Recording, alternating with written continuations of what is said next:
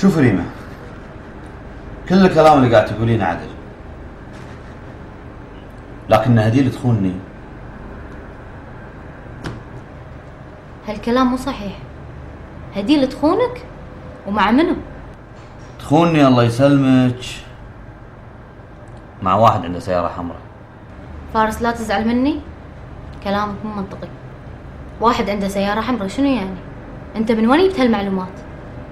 اقولش من وين جبت المعلومة وما تقولين حق هديل؟ اكيد جبتها من امها. امها؟ ايه، امها كانت معتقدة اني انا صاحب السيارة الحمراء اللي اخذها من قدام الباب. كذب، هالكلام كذب. هديل عمرها ما فكرت انها تخونك.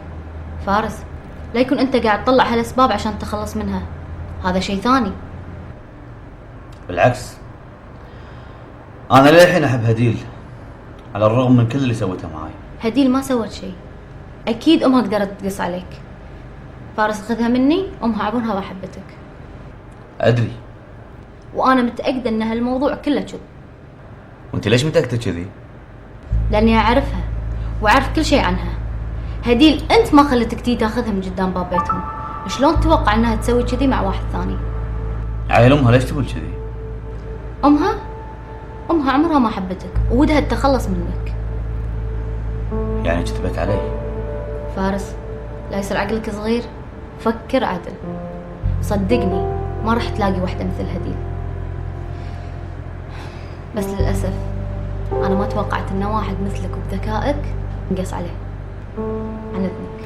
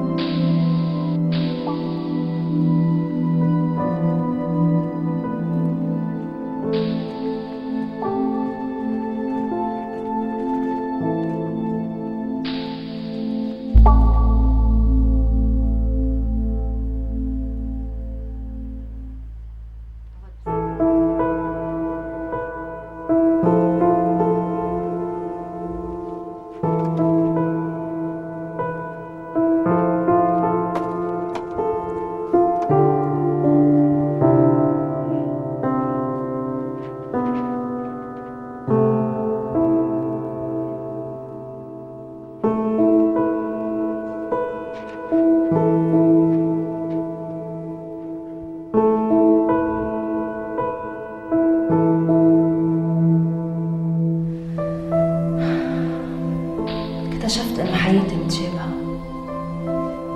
كل شي فيها بيشبه التاني. رشا، كيف يعني؟ فيك تخبريني؟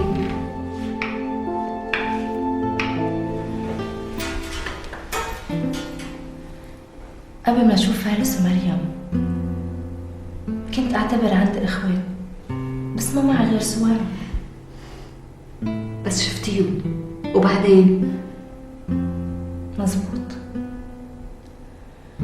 هلأ أنا أعتبر كويتية، لكن ماني كويتية، وكأني لبنانية بس ماني لبنانية. هلأ أنا أرملة، جوزي متوفي بس ماني أرملة. من فترة كنت أعتبر مجوزة بس ماني مجوزة.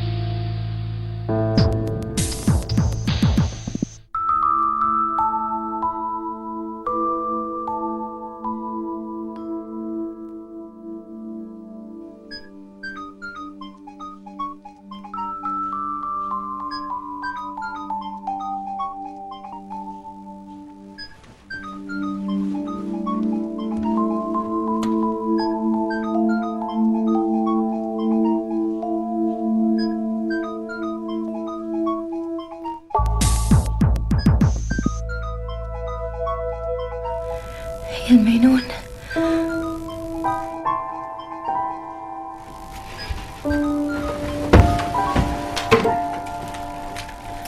الو. انا اسف. فارس، ليش سويت كذي؟ انا احبك. صدقيني انا غبي وما افهم لاني بغيت اضيعك من ايدي. لا تقول كذي بيبي، انت احسن ريال في العالم هذا كله. وانت احسن بنيه في المجموعه الشمسيه كلها. ما قلت لي شلون جتك هالفكرة؟ اي فكره؟ هذا الفيديو البروجيكتور. اولا انا ابيع افكار عشان اطلع منها فلوس. قلت اخذ فكره من افكاري هذه علشان ارجع حبيبتي وعسولتي والكوتشي مالتي. ثانيا اني انا بغيت اراضيك باي طريقه ووجها لوجه، وما لقيت احسن من الطريقه هذه. ثالث شيء اني اموت اموت اموت فيك. يبعد عمري يا بيبي. زين يلا بسرعة اخذ اغراضك وروح قبل لا احد يشوفك. من صدقش انت؟ انا ما راح اتحرك من هني الا لما تكونين راضيه مو زعلانه علي. انا ما اقدر اسال عليك يا فارس، انت بيبي. يس.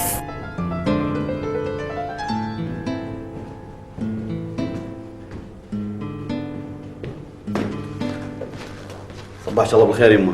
هلا يما، صباحك الخير. كلمت رشا بالتليفون؟ يمه كلمتها وتسلم عليك وايد. الله يسلمك وياها. ماني قادرة أصدق إن هي الوقت اللي ما أشوفها فيه.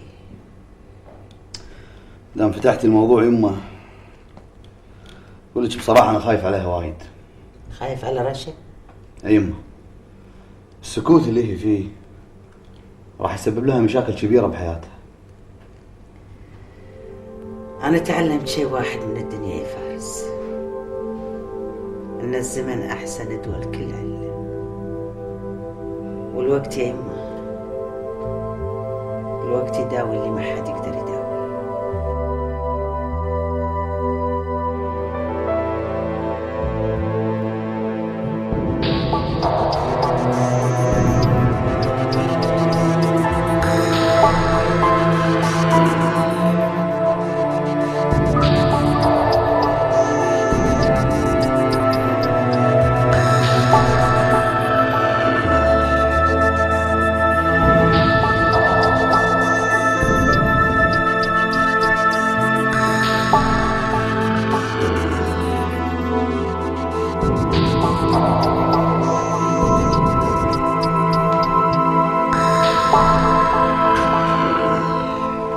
شوي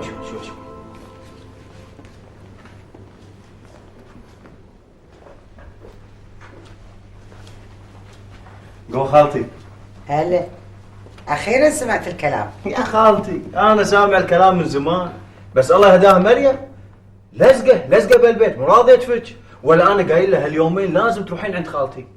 مريم ما عندها سالفة، ولا واحدة على وجه ولادة بجاب للبيت وقاعدة، ايش بتسوي؟ الحين لو هيك تطلق فجأة ما تدوى دهين؟ اشتقتي لهم حبيبتي؟ كتير. طب روحي لعنهم. صار لي شهرين عم فكر بالموضوع، بس خايفة. من شو؟ بخاف ارجع على الكويت، كل شي فيها بذكرني بلؤي. يا رشا هالخوف لازم تواجهيه، ما تخليه يكبر ويتربى جواكي. أوليك؟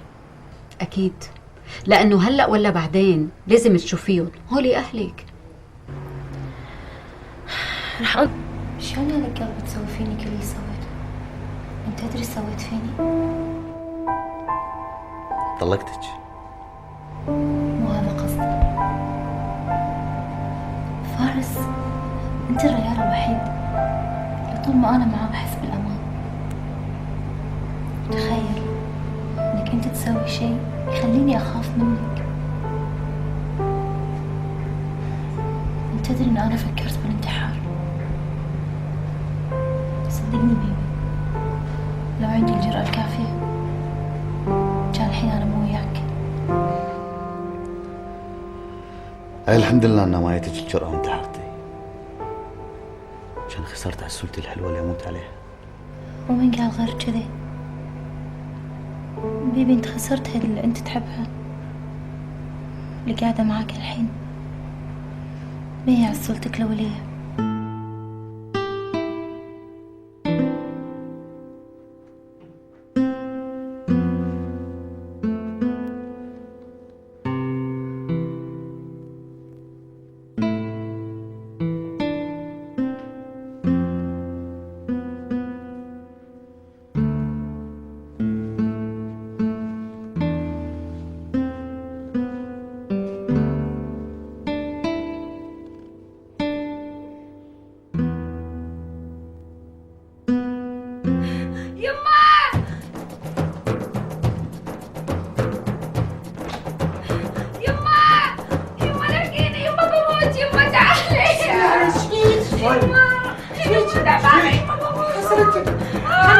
اسعاف يما. لا احنا نرجع. يلا يلا ساعدينا بس شوي. بالعدم. فارس وين مريم؟ يعني وين مريم الله يطول بعمرك؟ تلاقيها معنا هني بالمار؟ اكيد بغرفة العمليات. عمليات؟ خالتي ايش حق مريم بالعمليات؟ يما اذكر ربك قول لا اله الا الله. غرفة الولادة هي غرفة العمليات.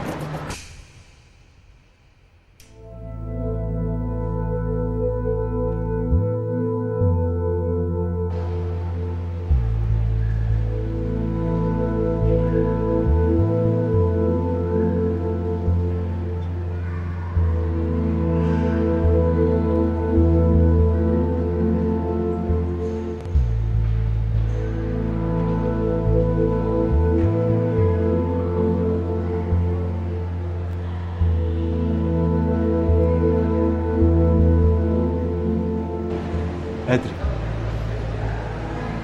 متوقع اللي بتقوله. أنا الله مو كاتب لي يصير عندي ولد.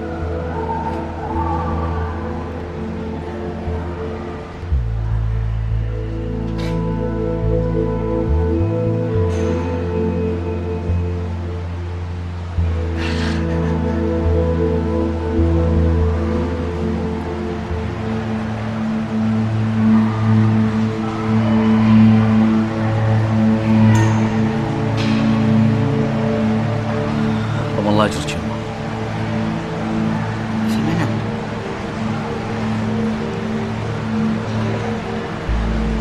مريم توفت.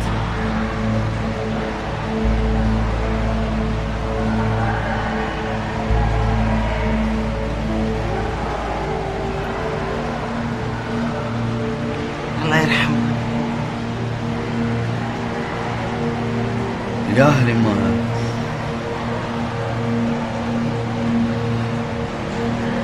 يا هل صحته زين؟ الحمد لله. الحمد لله. الحمد لله على كل حال.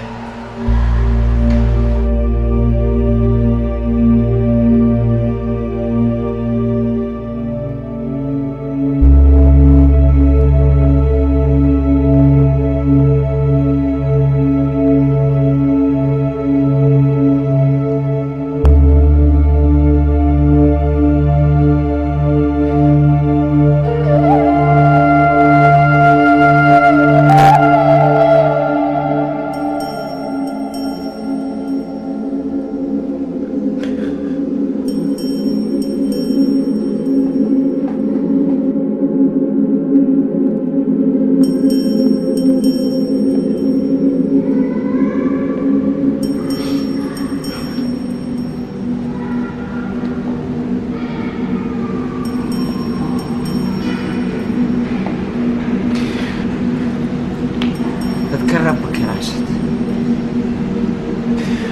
خالتي مريم عطتني اللي أبيه، خلتني وراحت. استغفر ربك. استغفر ربك اللي اعطاك ولد يعوضك عن كل شيء. بس ما يعوضني عن مريم. مريم عطتني اللي أبيه، خلتني وراحت. خالتي خذي الولد وردي لي مريم.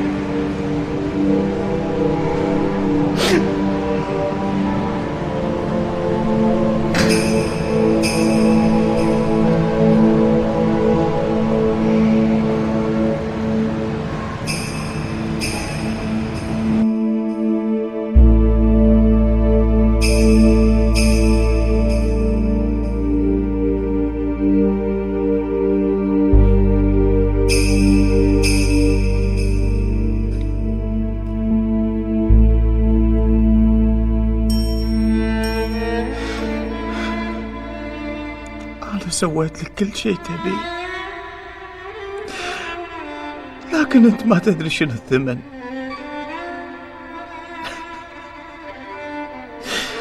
تعرف شنو ثمن حلمك؟ كانت مريم. أنت أخذت كل اللي تبيه، وأنا فقدت كل اللي أبيه.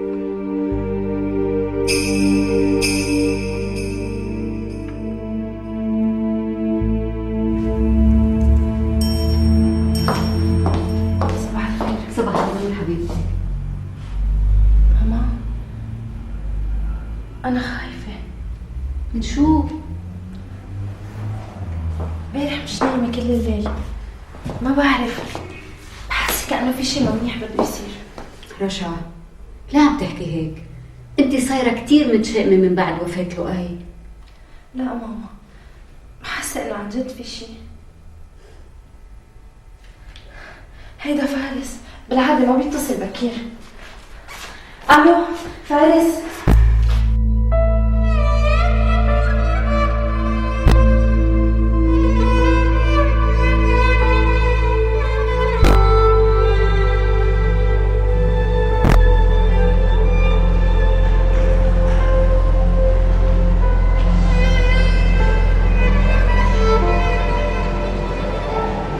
ولدك يا راشد. أخذه.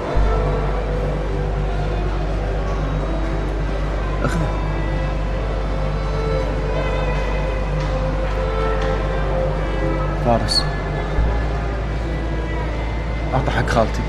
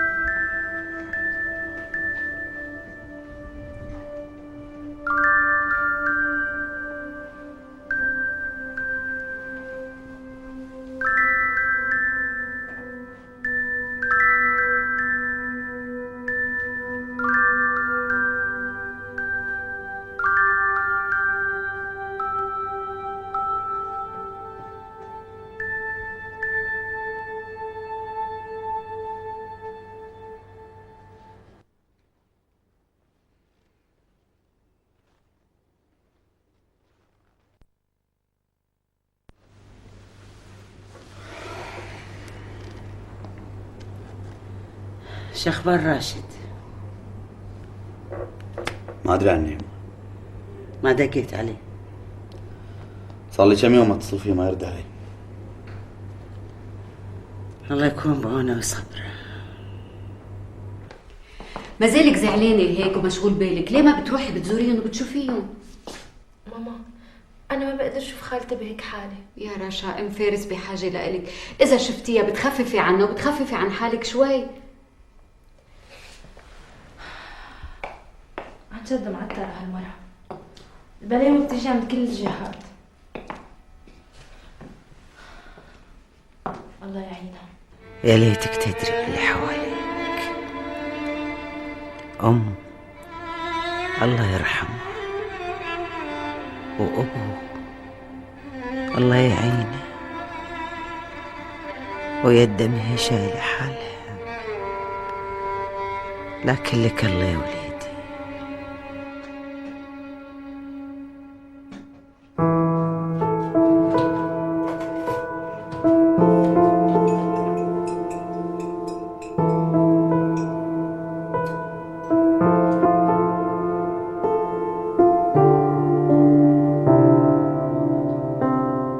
معقولة أغلط بين السكر والملح؟ عن جد ما أتميز الأشياء، شو الحلو شو المالح.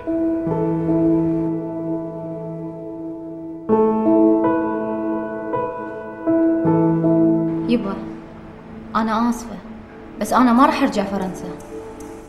ليش يبا؟ مو طول عمرك عايشة هناك؟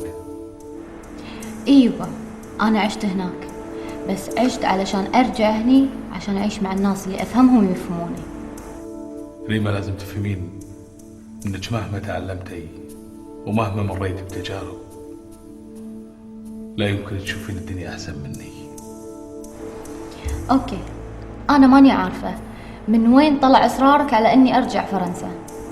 ريما انا معودك اني ما اكذب عليك، لذلك عارفيني من الاجابة. يبا في شيء؟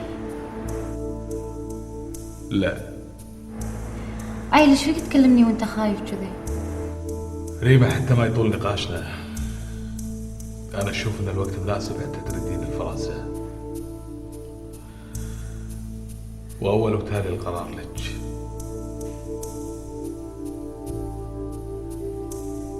مع السلامة. صار له اسبوع حاكر روحه بغرفته، لا يرد على تليفونات لا يرد على احد، بس قاعد ببيته.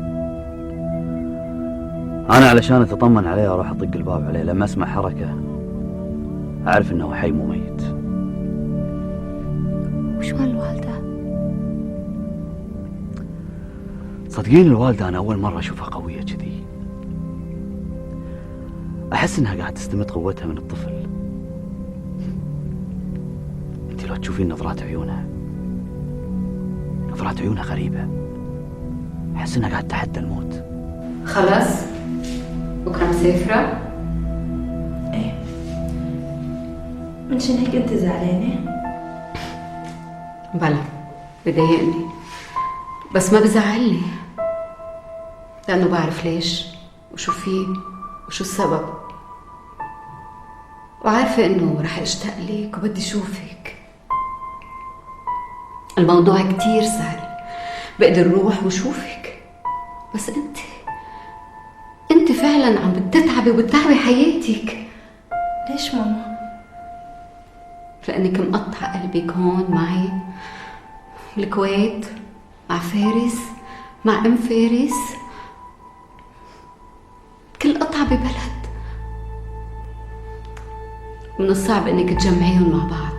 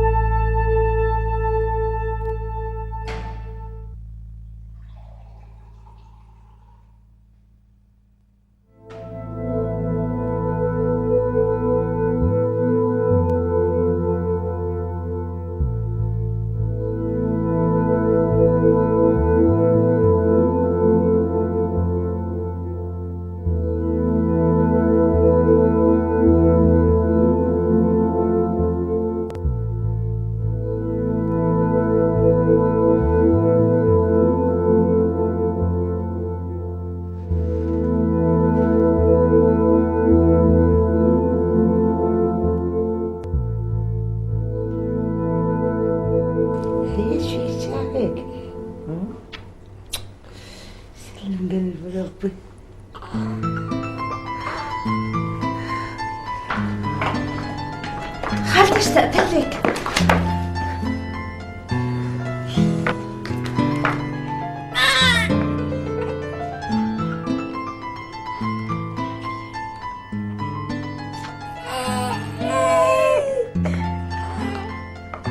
هيدا فارس الجديد؟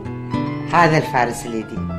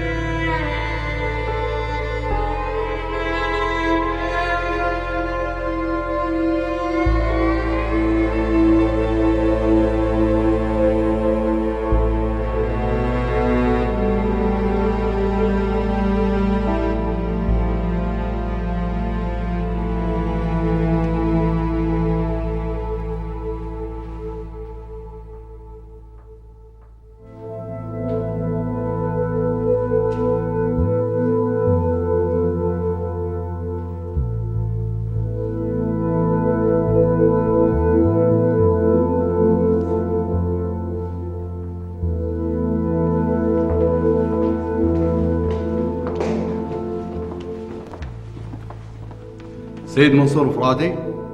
اي نعم. عندنا امر بالقبض عليك. انا كنت ناطركم، بس ارجو ان كل شيء يتم بهدوء. تفضل معنا. تحت امركم.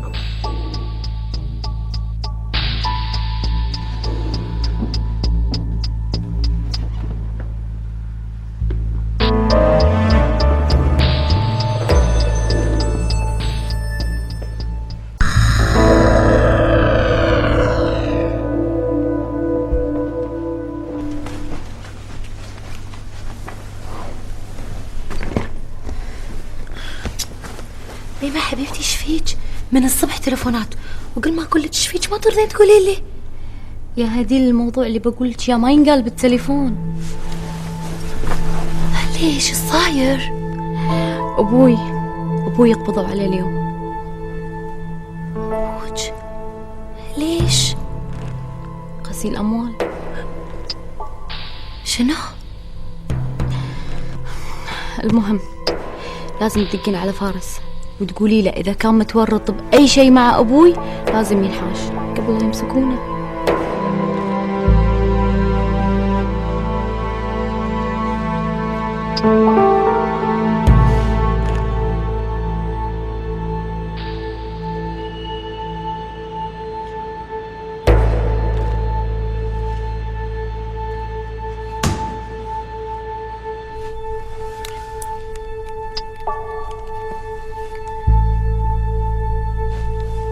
الو هديل، مكتبي مسكر بالشمع الأحمر، وقاعد اتصل على أبو ريمة جهازه مغلق، وأدق على المكتب وما حد يرد. بيبي، ريمة عندي. إيه عندك؟ يا معودة اسأليها. فارس، أبو ريمة قبضوا عليه. إيه، متورط في قضية غسيل أموال. شنو؟ غسيل أموال؟ فارس بليز الله يخليك، إذا كنت متورط معه بليز فارس انحاش بسرعة. ليش الحاج؟ أنا مو مسوي شيء غلط. ها؟ ريمة حبيبي تقول لي يمكن يكون لك علاقة. بليز فارس انحاش بسرعة. لا هدي تطمني، أنا مالي شغل بأي شيء. خليني أنا أكلمك بعدين.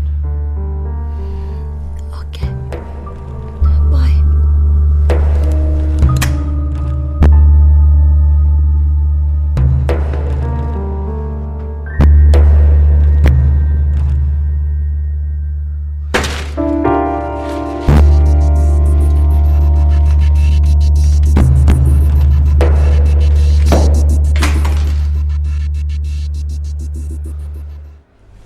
معقولة ريمة يكون أبوك مسكينة في قضية دولية وأنت يعني سوري تكونين قاعدة كذي باردة؟ الصراحة أنا لو مكانك كان قلبي يوقف. المشكلة يا هديل إن أنا حاسة بالموضوع من زمان. أبوي لمح لي قبل كم يوم، عرض علي إن أنا أرجع فرنسا، بس أنا رفضت. إنزين، والحين إيش ناوية تسوين؟ ما يخالف يا هديل، أقعد عندك كم يوم إذا ما كان يضايقك. كم يوم؟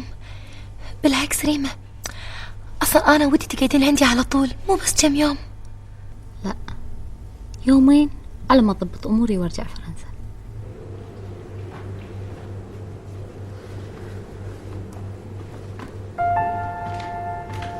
هاي من نومتي؟ ايه نعم. تعالي اقعد شوي.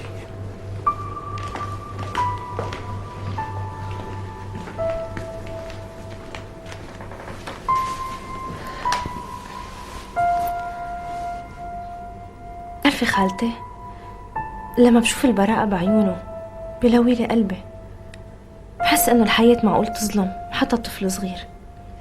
تدرين يا رشا، اللي شفته بحياتي خاصة بالسنتين الأخيرات خلاني ما حزن، ما عاد الشيء الهين يبكيني.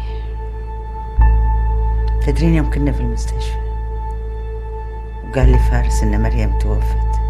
ايه خالتي. تدرين إن ما بكيت ولا نزلت دمعتي؟ تدرين ليش؟ ليش؟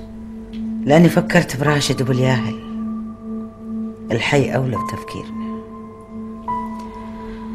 مزبوط خالتي. عشان كذي أبى أكلمك بموضوع. ايه خالتي. رشا، شفتي حالة راشد؟ بلوي القلب فترة وبتمرق. ويمكن ما تمرق، وأنا يا رشا مرعودة، ما أدري متى الله ياخذ مات. بعيد الشر. الموت حق يا رشا، لكن تخيلي حالة هالياهل اللي بيفقد الكل وما يلقى أحد يرعاه. خالتي وين رحت أنا؟ هيدا ابني، ابن مريم أختي. أصيلة يا رشا، أصيلة وبنت حلال، لكن انت بعدك صغيرة وحلوة، باكر يجيك ولد الحلال اللي ممكن ياخذك وتشوفين حياتك وبيرجع هالياهل بروحه ما حد عنده.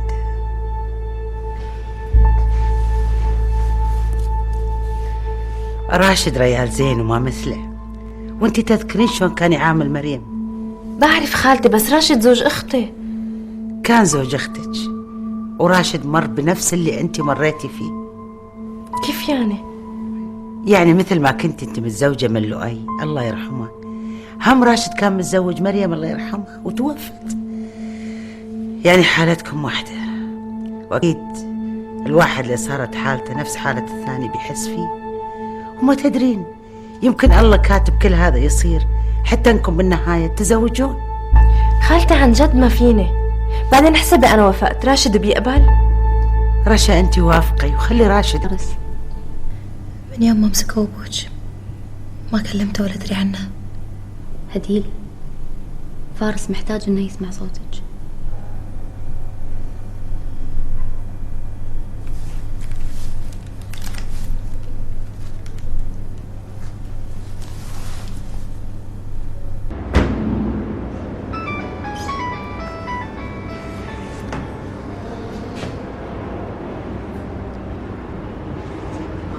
هلو بيبي حبيبي، مو ملاحظ انك ما قمت تقول لي الحب مثل اول؟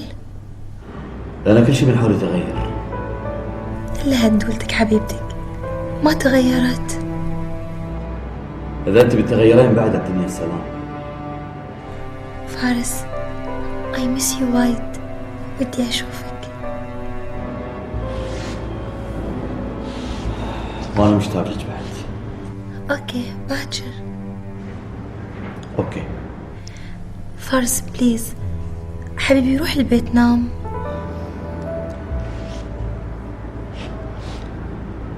إن شاء الله.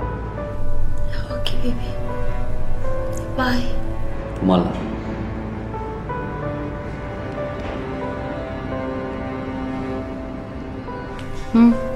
وش أخباره؟ قاعد مجابل المكتب وما يدري شو يسوي. هديل، خليك معه. فارس هاليومين وايد محتاج لك أكثر من الهوى.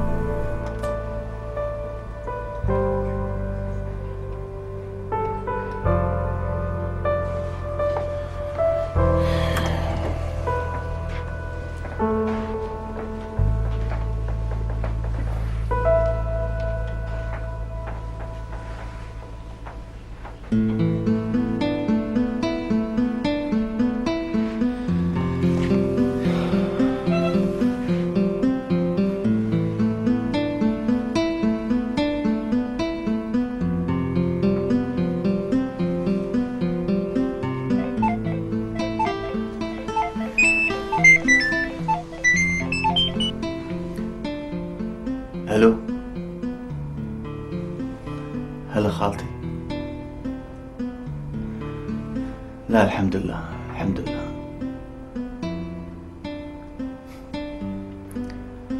صدقيني يا خالتي حتى أنا مشتاق لكم. ماشي، الليلة إن شاء الله بأمركم. بيبي يا ليتني أعرف أقول كم حلو كان قلت لك إياه، مثل الكلام اللي تقول إياه وأنا زعلانة. أنا حاولت أقنع نفسي إنه ما في مشكلة، لكن كل ما التفت حولي أشوفها يمي. أنا فقدت الأمل يا عديل، حتى ثقتي بنفسي فقدتها. معقولة بريمة الإنسان المحترم المعتدل يطلع أكبر تاجر غسيل أموال بالديرة وأنا أكبر مغفل؟ فارس حبيبي لا تقول كذي على نفسك، بالعكس أنت أذكى إنسان في الدنيا، لكن غلط. بعدين يا بيبي بريمة ما حد كان يقدر يعرف إنه يشتغل في غسيل الأموال. بيبي حبيبي بليز لا تسوي شي بنفسك، بيبي بليز.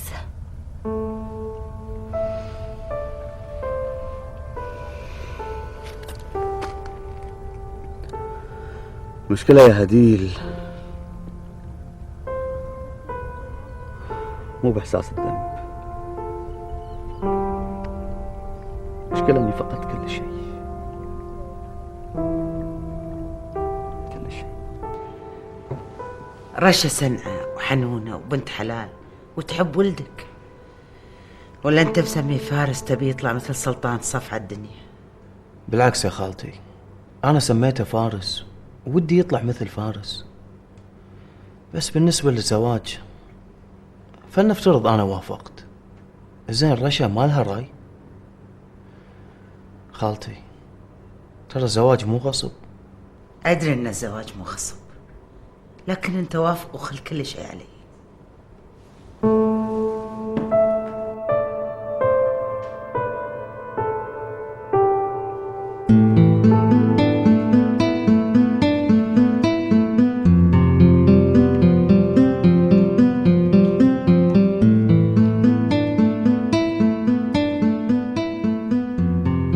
ما صدق يا حصة إن للحين تقدرين تسوي اللي تبينه،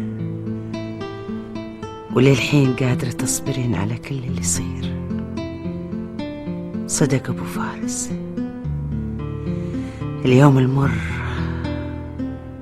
يجر وراء أيام حلوة. وهالبيت اللي كل ما فضى تردين تترسينه بالناس اللي تحبينهم ويحبونك. فارس، ايش فيك يا اخوي مخيم هني صار لك كم يوم؟ ايش سالفتك؟ هذا المكان الوحيد اللي ما يخليني افكر. ومنو قال لك انت لازم ما تفكر؟ منو قال لك لازم تطفي مخك؟ بالعكس فارس انت لازم تفكر. ايش السالفه؟ ايش افكر فيه؟ انا خلاص يا راد، خسرت كل شيء. افا، هذا حكيك؟ سيد السبانخ يقول هالحكي؟ ايش تبيني اقول عاد؟ فارس اسمعني، ترى المسألة كلها مسألة برج، برجك الحين بالداون، اصبر عليه كم يوم يرجع يصعد ثاني مرة وبس. خله يصعد. انا خلاص ما اقدر اشتغل بعد. انا فقدت الامل، فقدت ثقتي بنفسي. صدقني انا ماني فارس الاولي. فارس، اذا جينا للصجية ترى انت ما خسرت شيء. الحين عندك بيت جديد، عندك سيارة كشخة، عندك شمبيزة.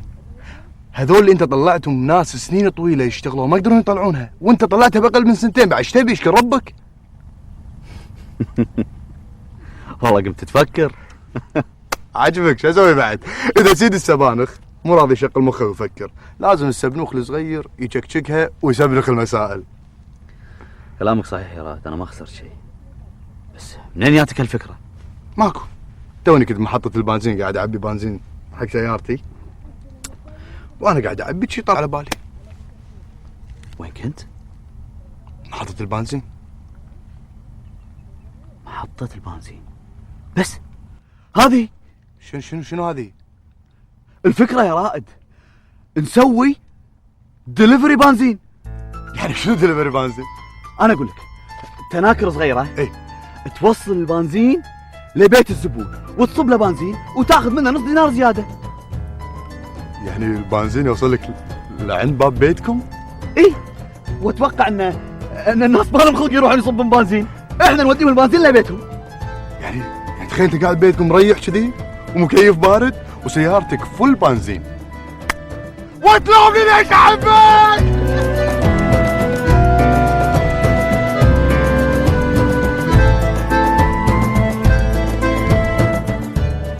غريب هالزمن، كل ما قلت له واحد ايش عندك قال خذ وهاك.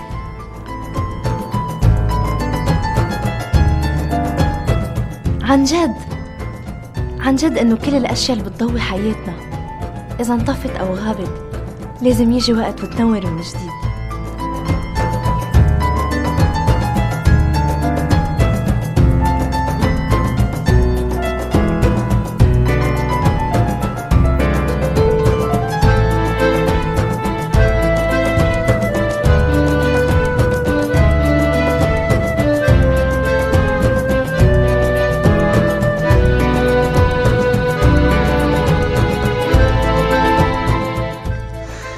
الفلوس طلعت سهلة، وايد سهلة، وماكو أي شيء يوقف بطريقك، لأن الحياة بكل بساطة تمشي من غير بنزين.